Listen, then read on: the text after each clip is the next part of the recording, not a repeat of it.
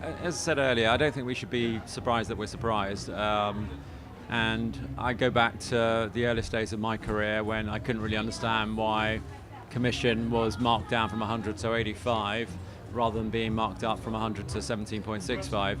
And I think that it goes back to the origins of the ad business, where advertising agents actually used to work for media vendors. The work was subcontracted to them to produce the work and sell it on to clients. And I think it's no surprise that that inherent nature of the business has persisted to this very day. And I think in recent years, with a kind of procurement-led focus on reducing the visible fees and the visible commissions, then it's meant that these guys have had to go looking elsewhere for revenue streams. So it's completely understandable. You're absolutely right, Gabe. I work at an advertiser. I represent a series of brands. However, my perspective is a particularly European one.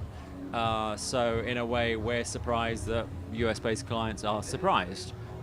So we've known and acknowledged, but tried to control the practice of rebates and transparency from a contractual perspective, from an audit perspective for some time now.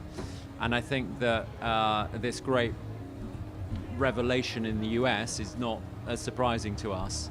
And I think that what will happen from our perspective is that we'll begin to extend the same rigor and control that we have in some of our other more developed markets where transparency has been an issue for some time out into the US.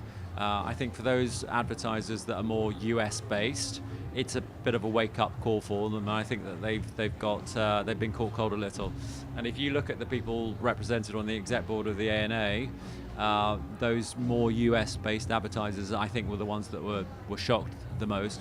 The ones with the more global footprint, perhaps not so much.